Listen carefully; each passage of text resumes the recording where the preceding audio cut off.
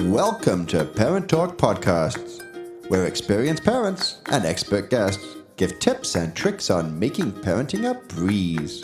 Well, at least a little easier. Now here is your host, Genevieve Kyle, and co-host, Heather Fox.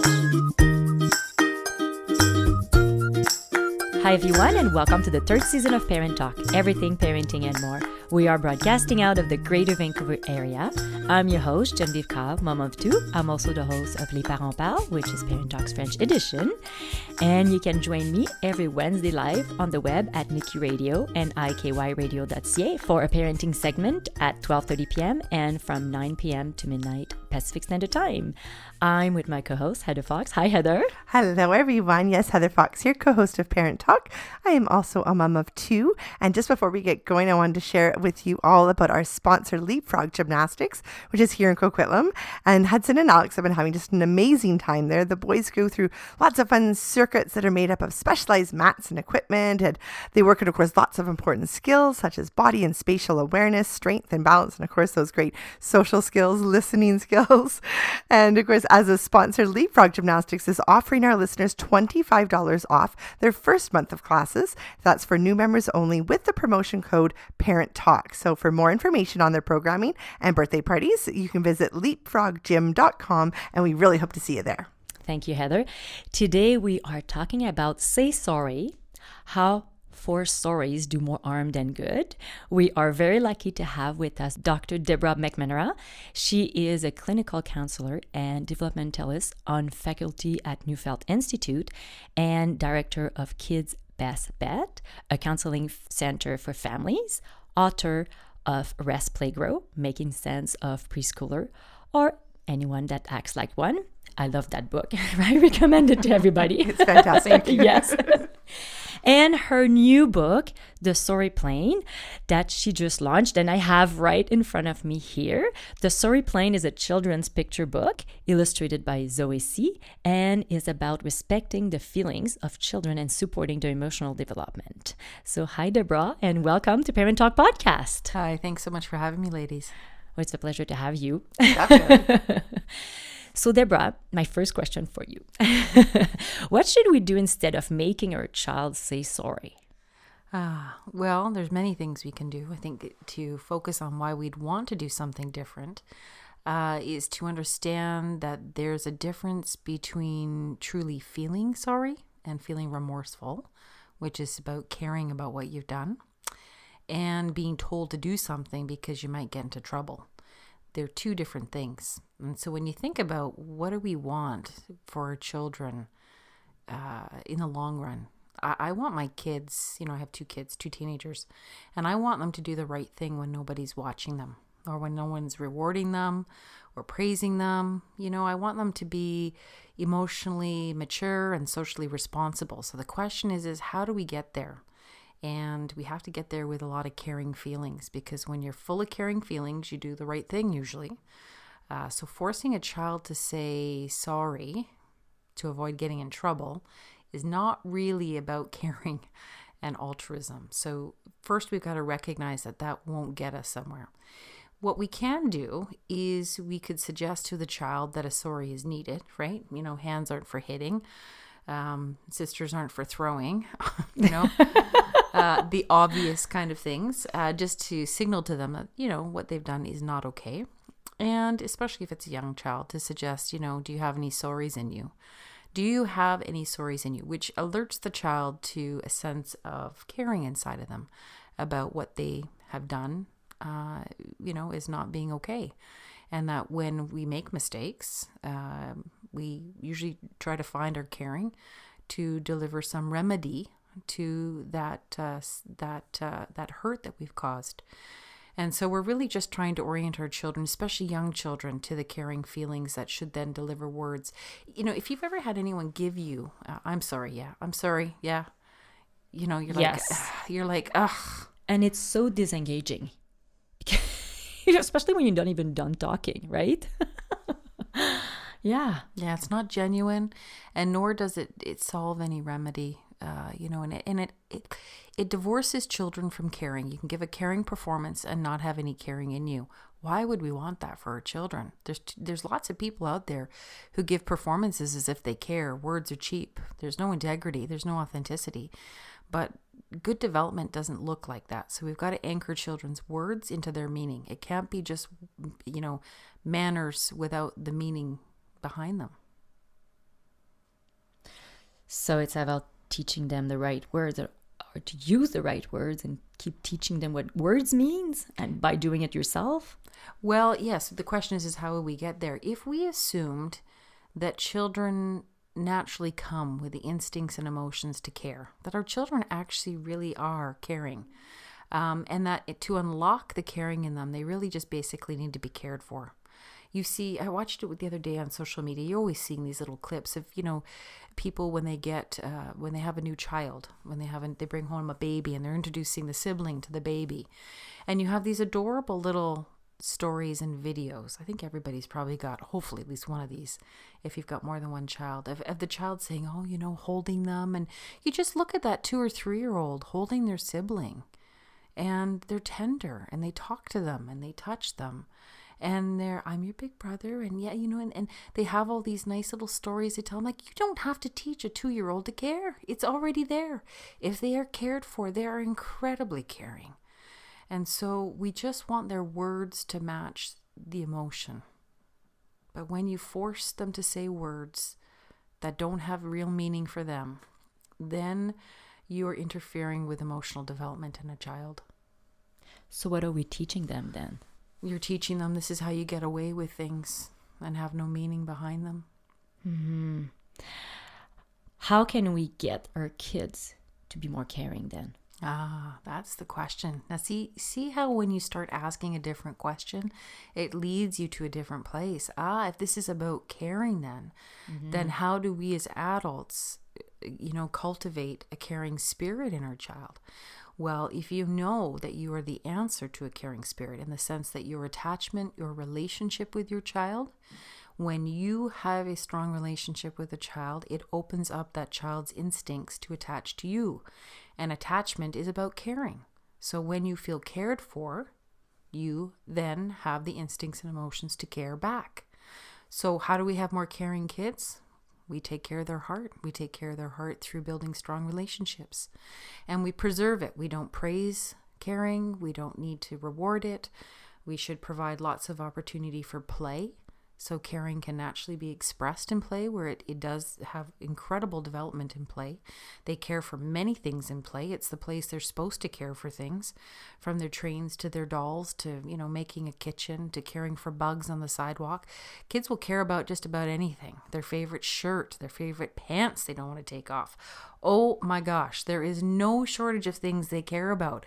And in play, that's where it comes out. So give them lots of opportunity to attach to things and people, and you'll have a caring child, and not get in the way of that caring and forcing a false performance. And there's more I could say about keeping their heart soft, and that has to do with not using their emotions against them, like hurting them, wounding them with or discipline, with separation that's too much to bear, by being patient with them even though they're frustrated. There's lots of things that we can do that can interfere with a child's soft heart and wound them, which of course would prevent them from developing those beautiful caring feelings. Mm-hmm. Deborah, as Gordon Neufeld says, a child must not work for love, but rest in it. What's that mean? And in the world of being sorry and say sorry, because to me, it talks to me when we talk about saying sorry and feeling the sorries, Mm-hmm. Our biggest task as a parent is to bring a child to rest in our care.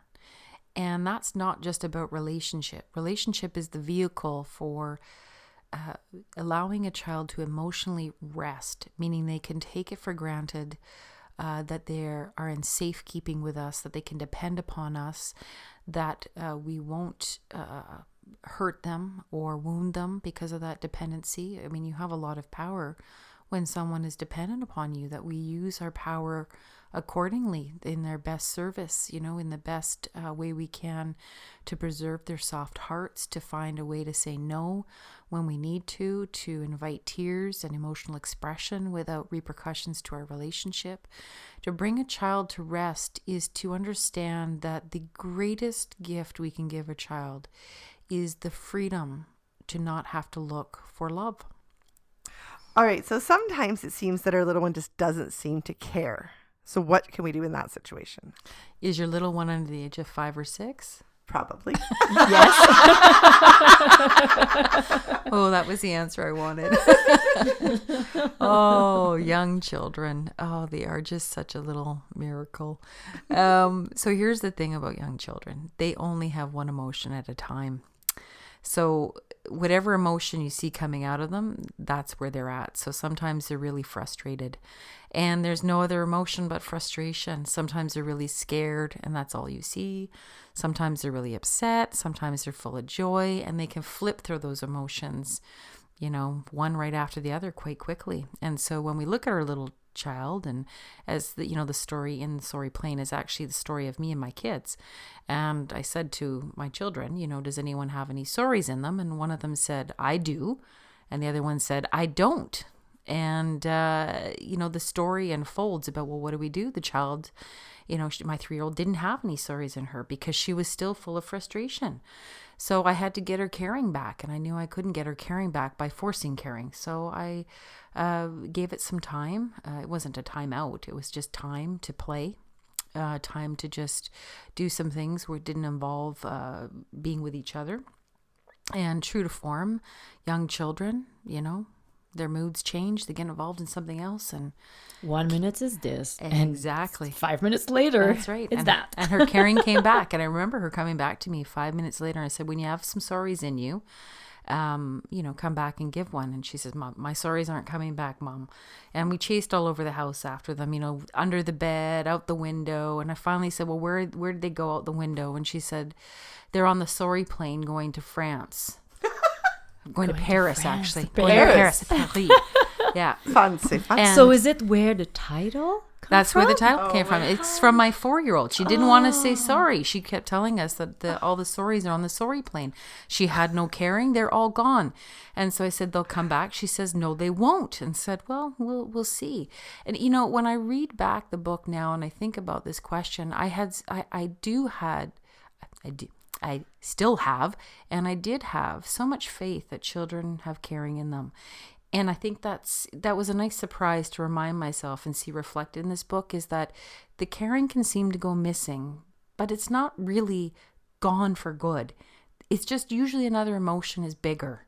And so if you can bide your time, if you can hold on to your relationship, if you can move that child into play, if you can do something that doesn't interfere with the emotional system by creating more emotions like frustration or whatever, then usually their caring comes back. If you've done your job well and your child feels cared for, that caring is there. So sometimes we have to have a little bit of faith. And as you see in the Sorry Plane, the sorries did come back. When they did, she didn't say I'm sorry to her sister, actually. She said it in her 3-year-old form. And she came to me and she said, Mama, I gave my sister a peppermint and a hug, because peppermints are golden, when you're 3. And I gave my sister a peppermint and a hug. And I said to her, your sorries came back, Madeline. And she said, no, Mommy, just one. The rest are on the sorry plane. And she just had this integrity around her. Like, I will author my own sorries. I will author my own caring. And that is what integrity is. So caring is there. Have patience. Preschoolers only have one emotion at a time. Just, they will change their emotions frequently. And so when the caring comes back, cue them up. This is a good time to give a sorry. I know your hands had hits. I know, you didn't want to, do that to your sister or your brother, but this is a time to give our sorries. So, away you go. So I'm guessing it's not a good idea to take this personally. And sometimes it's hard, right? As a parent. You should take nothing personally when you have a preschooler. Do you have any tip for us if we're hurt by our preschoolers? Like emotionally, it's so hard. We just need to get over that, right? I don't know. Like I've got teenagers now. So I look back on the preschooler years like, oh my gosh, what do they do that hurts so much? I mean, they're just impulsive. They're inconsiderate. They lack all they don't have emotional control. They say whatever comes first into their heads. Like, if adults, we don't have this. I mean, we're a disaster in meetings. We're a disaster in civil society because you just say what's on top of your head. You're like, it doesn't work. We have those thoughts that we keep on the inside. Our children don't. So don't take it personally. It's just developmental. They're funny. They're funny. Yeah. They're funny. They're so funny. Like you just can't take them seriously. It's just they're actually quite exquisite, and if you wanted to study emotion in its purest sense, you would go and find a preschooler, because when they are locked into frustration, it is pure frustration. When they are locked into joy, it is pure joy. Like their giggles. Have you ever listened to a young child giggle? Yeah. The best sound ever. It is every little cell in my body releases oxytocin when I hear that, the chemical, the attachment chemical. It is the most beautiful sound because it is unadulterated, pure joy. But it's also the same when it's frustration. So if you can just keep your head about you and anticipate every morning that when you get up, there will be tests to your maturity along the way. And just try not to take them too personally. It's hard when you're in the moment or you're sleep deprived, but... Yes, I know. What role do you think the digital world has to play in our children having less compassion? I mean, we talk a lot about what's happening, tablets, phones, and all this world. Yeah, I think my answer to that would be, and I think you could answer this in many different ways, but I think probably to distill it to the essence, it would be that when our children are in front of screens, they're not in front of people. And to look at another person and to see how you've affected them, to have an emotional relationship with them, to have a relationship with them, to feel their desire to be close to you, to share your thoughts, your ideas, to play together. That's all about human emotion and human relationships. The digital world cannot replicate that. So if our children seem to be full of less feelings, then the question is are they in the right relationships? Because it's relationships that draw out the right feelings. The digital world, from the research I've read, does not activate the limbic and emotional systems in human beings in the same way that a real life person in front of you will. Mm-hmm, makes sense. What role caring have to do with children having empathy for others? The development of empathy is quite an interesting unfolding in a child. So caring is part of empathy. Caring about another person, caring about their perspective, what something might mean for them. But empathy requires development. Usually that occurs between the ages of 5 to 7. Ideally with development, what happens is that the child is able to go from seeing or feeling one feeling and thought at a time. So they don't just live in frustration. They can feel frustration and caring together. They can be afraid, but also care enough to try to get involved in something and have real courage. So between the ages of 5 to 7, a child can operate out of more than one emotion, which is really important for empathy. Because empathy requires you to understand your worldview and your emotions, and to also understand and have caring about someone else's worldview and emotions. And so it's the time and the age when all is unfolding well that you'll see the first true fruit of empathy and consideration. Like a simple example, when my daughter, my eldest, was 5.5, I had given them both pieces of gum, her and her 4-year-old sister. And the 4-year-old had spit it out, lost it, got it stuck in her hair. I don't know where it went. It went somewhere, but not in her mouth. You know what I'm saying, right? And so she was very upset because she had lost her gum. And so she was crying, and I said, I don't have any more gum. That's it. I'm sorry. The gum is gone. And, she cried, and I comforted her. But I witnessed my 5.5-year-old look at her sister, then, roll her eyes upward and like kind of like considering something. Look at her sister again as, crying, and then considering something else again and reflecting. And then she just finally resigned herself to cutting her gum in half with her teeth and putting the other half in her sister's mouth.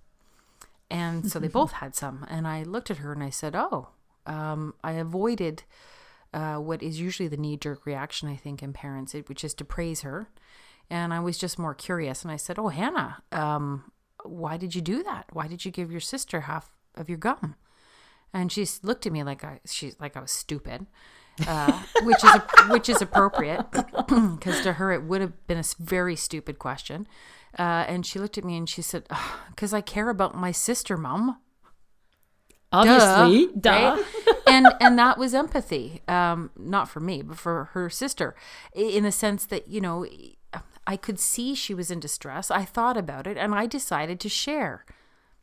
She had two minds. She had two people in her head, not just her own needs. And that's where, most people will say, oh, my preschooler, they're so self-absorbed and narcissistic. They think I got to drill that out of the young child. They're supposed to be self-absorbed. They're not fully formed yet. It is all about them. But you will see this natural evolution if things are unfolding well in a child between the ages of 5 and 7, maybe a little later for a more sensitive child, where the development of empathy and considerations for others that is based from a place of caring starts to show up. It's great to know, Heather, until 7. A few more years, I a couple sense some more. Does it change plus or minus 6 months sometime? Every child's a bit Listen, different. I didn't make the rules. You got to argue with Mother Nature on this one. So seriously, Deborah, tell me when. Well, for most children, you see this prefrontal integration, prefrontal cortex integration, where they can hold on to more than one feeling or thought at a time between the ages of 5 and 7. So it's a developmental window, right, where most children will get there.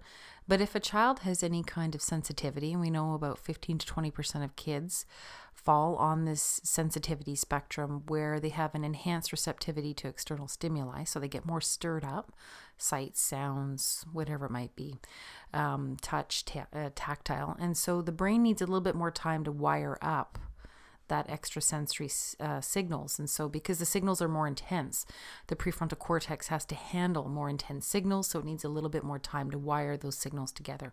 So you can see a delay, a year, 2 years, up to the age of 9 for prefrontal cortex integration. But we're not in charge of that. Mother Nature is, and so we just keep doing our job. You will see slow increments where a child will seem to pause. They'll reflect a little bit more. They won't react as strongly. They'll be like, a little grumpy about it maybe, or a little bit more tempered with it. And it's a slow evolution. You can see it as young as 4.5, just little glimmers of it that come. But full integration should be in place by, anywhere between 7 to 9, depending upon the temperament of the child. Mm-hmm. Well, thank you, Deborah. That was beautiful, beautiful podcast. And I know it's going to help lots of people, including Heather and I. Yes, for sure. Thank you. So everyone, you can find Deborah on our panel of experts at parenttalk.ca. But Deborah, where else can we find you? Well, my website, MacNamara.ca, and the social media stuff, Facebook, Instagram, Twitter. Awesome. Everywhere. All those links will be available on our on our website too. Heather, can you talk to us about the Sorry Plane giveaway? We're going to give away a book. Yes. So one lucky listener is going to be getting their own Sorry Plane book for their little one. So all you have to do is, of course, find us on social media, Facebook or Instagram, and please like or comment or share the podcast, and you will be entered to win your very own copy. So we're excited about that. Awesome. Well, that concludes today's episode. I want to thank you, Deborah and Heather, for taking the time to be here and helping us be the best parents we can be. Don't forget, if you want to hear a little bit more about Heather and I, we are releasing some mini episodes called Real Mom Moments, where we talk about what's happening in our daily lives as moms.